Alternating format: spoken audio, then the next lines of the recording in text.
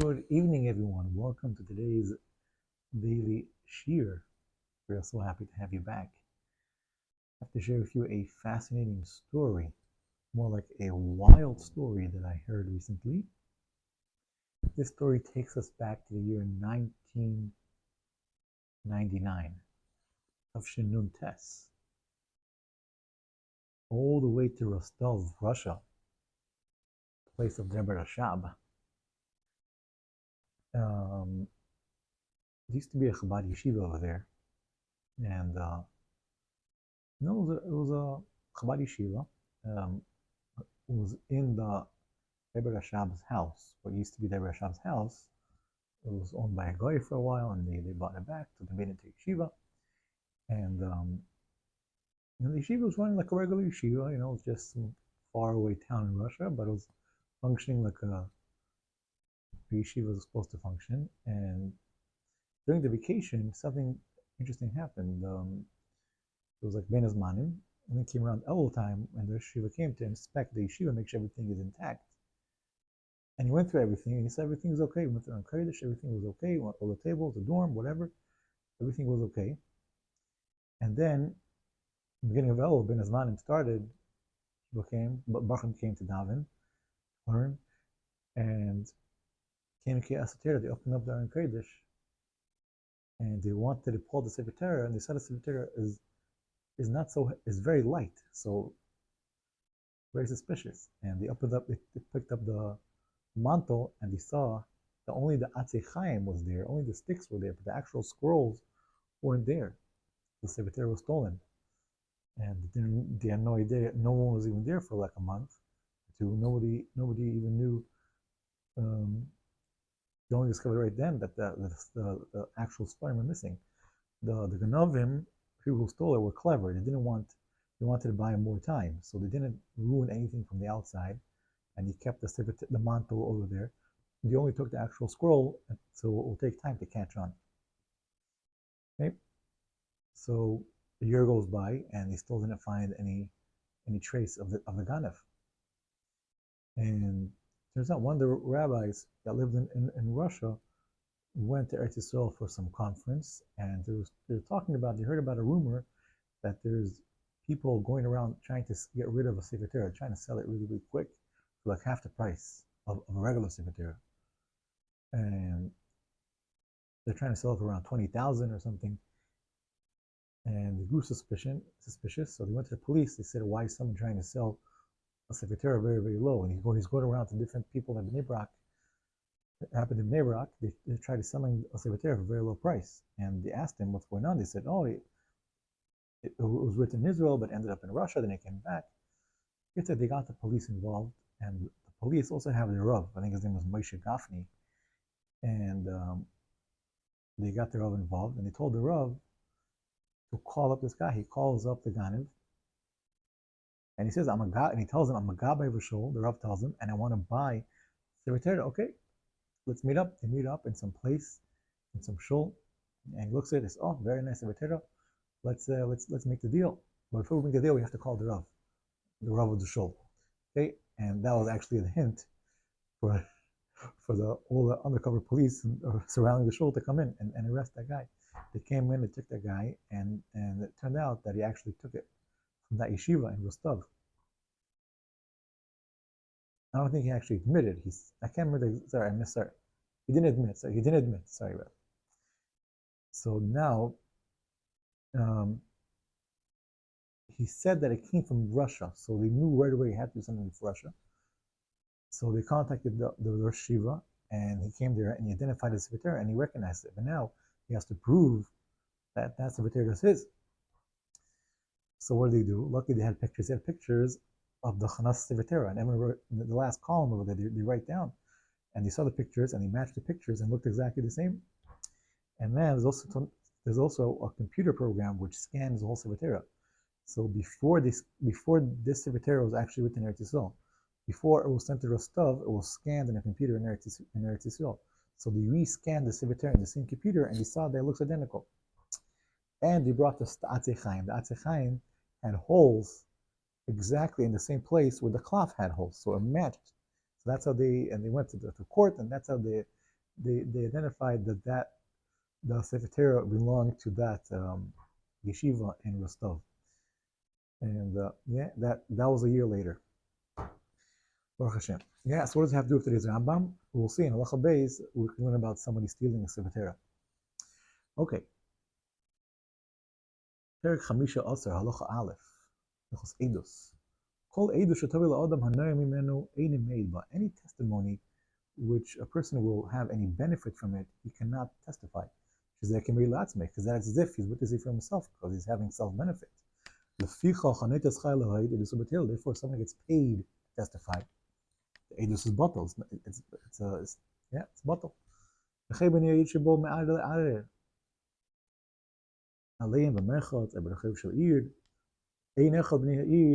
Made yeah, what if somebody has, I don't know, your local mikveh, and someone comes and says, hey, this mikveh is not, doesn't belong to the community, it belongs to me. Some guy says, I own this property, it's my mikveh, get out of here. So nobody in the community, since the whole community benefits from the mikveh or from the bathhouse, nobody could testify and say, hey, we know who the rightful owner is. They can't, because they all enjoy from it. He says, see, this place you're claiming it belongs to everyone, this public area belongs to me. Nobody in town can testify against it because they all enjoy it. What is it? I don't know, like the public square. Public square, right there.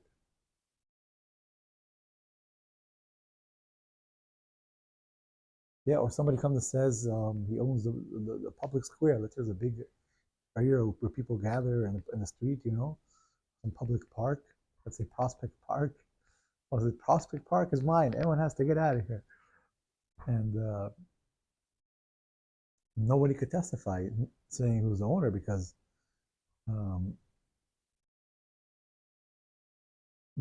they all benefit from it.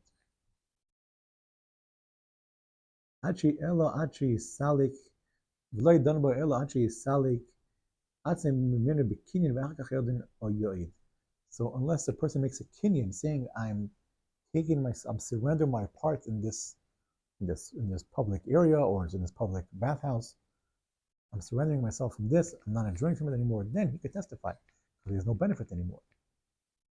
A city which the Sefer Torah got stolen. Yeah, Sefer Torah got stolen. Also, since Sefer Torah is meant to hear, you can't tell yourself, you can't say, I'm not going to hear Kir Sefer Torah anymore. You have to hear Kir Sefer Torah, right? Nobody in the city, even the Dayanim, cannot deal with this case because they all have benefit. You can't bring proof of anyone living in that town because everyone is enjoying. Same to anything similar to this. Somebody says before he dies, give a coin, give a money to people from his town. It's tzedakah. What happens? Somebody comes, says, he goes to the Yerushin and he tells him, 1 second, that's the money that your father told you to give to the Aniyim is not yours, it's mine. So now, if Beis Din want to deal with this case, they can't deal with it because I'm going to explain why. You can't bring a proof of anyone in town because Beis Din are benefiting. If they have to give less people tzedakah, they're benefiting. So it's in their interest that money should go to tzedakah to people in their town. And the people of town were counting on them. Chesed Naomi, they had a Chesed Naomi, and the less money they have to give out to other people, the more money they have for themselves, and to worry about less people. They give them a fixed charity every year. Even if the people, 2 people came in town, they said, listen, we are going to give our responsibility. Let's say they have a pledge, $1,000 a year, and they gave their pledge. They said, listen, we're going to give our pledge, and now it doesn't make a difference if we testify or not. We anyways give the same amount. So we have no interest over here because You're not giving any less because somebody else is getting. Because we're giving somebody else tzedakah. Still, even though you already gave your pledge, you still are not free to go. You still tied into the story. You still have this interest. It's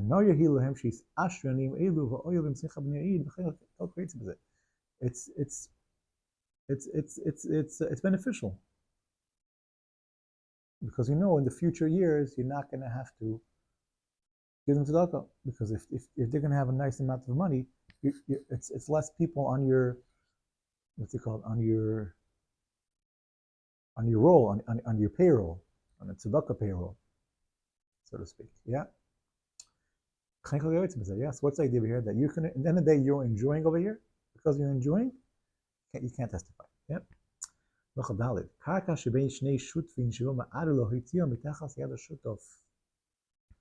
had a property which was owned by two partners, and one person said to one of the partners that his part is not his; it's actually mine. Now, so the other partner says, "A second, I need to defend him. I need to defend him. He's my partner. You can't defend him because you have interest over here. Because if you defend him, why are you defending him? Because you're afraid if that guy is victorious and he takes away the piece of the property from your partner, he might end up coming for me and saying this property belongs to him also. So I need to defend this person. So you have a lot of interest over here. So you can't testify. Ellen Kane, unless he said, listen, I'm surrendering my property. I'm surrendering my 50% of the property. Let's see if you have a picture. I'll explain this. Get some clarity over here. Doesn't look like I'm talking to the ear. Yep. So what do you have over here? You have here, let's make it a little bigger. Oops.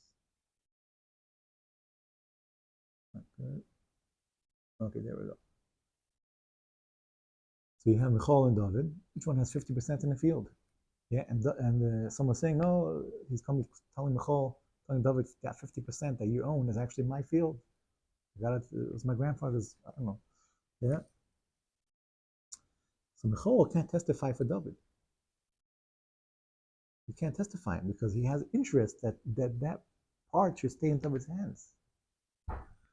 So when could he testify? The bottom two boxes, bottom four boxes are saying he surrenders. If he surrenders that part which belongs to him, then he could testify. The bottom picture, he could testify for David. He could support David and tell and testify in court that I know for sure that this field belongs to David. I saw him buying it, and it's 100% his. It's not this other third guy's. Yeah, that's clear. I think it's very clear. Okay, so take that picture away. Yeah. Let's read that inside. Only if he surrendered himself from the field or gave up the field, meaning he gave it to David, or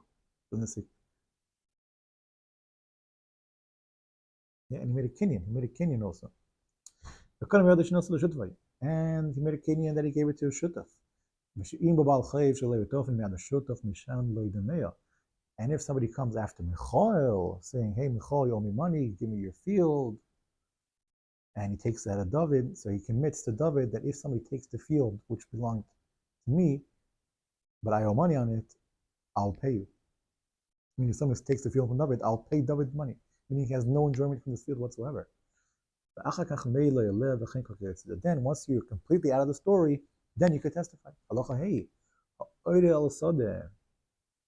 If somebody sees a cornfield and says, it's my cornfield, it's my soybean field. If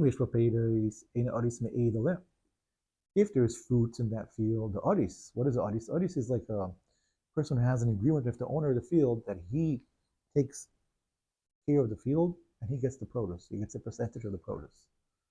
That's the odis. He's like the keeper of the field, doesn't own it, but he gets to keep it, gets to keep a percentage of the produce.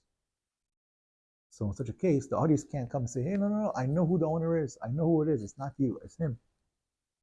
You cannot testify. He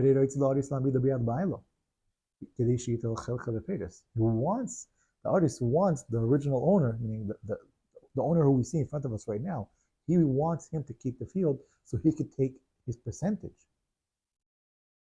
The aim of payers made it. If there's no fruits over there, no produce, then he can testify because he has no benefit. But someone is renting a field.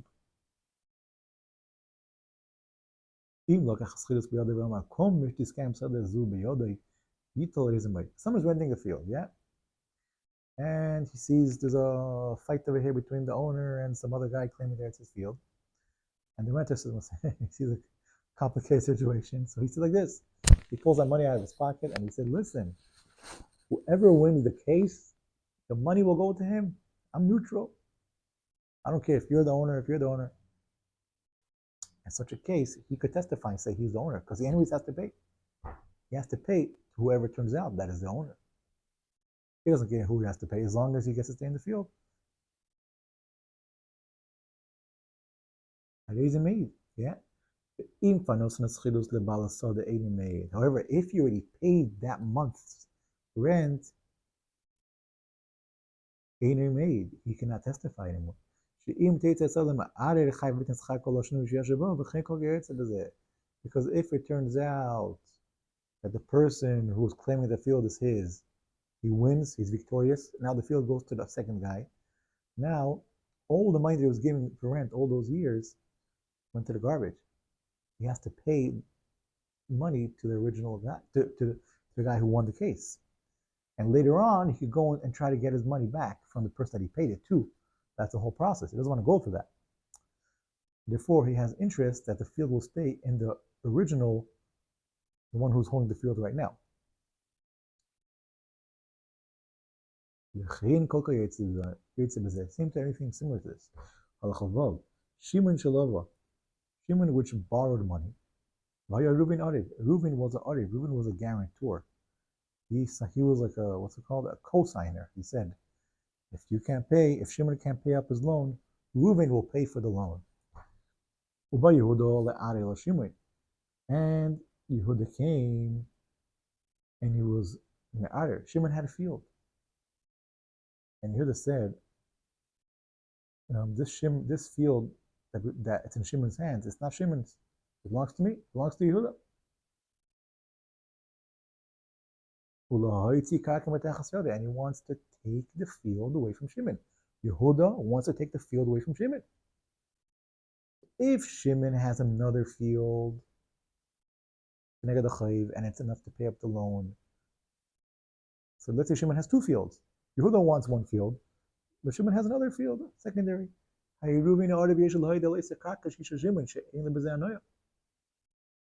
now Reuven, what is the point of it? The point of here is that Reuven doesn't really care if the field is by his hand or not, because he has another field. Meaning, if Reuven, meaning Shimon has a way to pay his loan, in other words. So Reuven it's not really bothered over here. Doesn't have real specific interest. So if so, and he knows that Shimon is rightful owner, he's allowed to testify. He's not considered someone who has interest in, not considered someone that has benefit.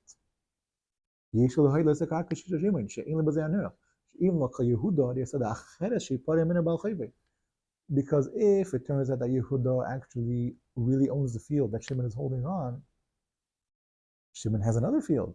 And if that field, he could pay his loan. And then Reuven won't have to back up Shimon by paying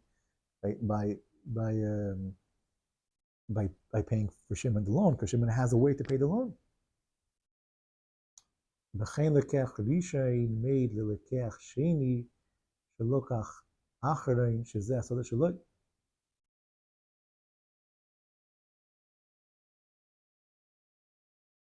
Yeah, same too. If somebody bought a field and then he sold that field to somebody else,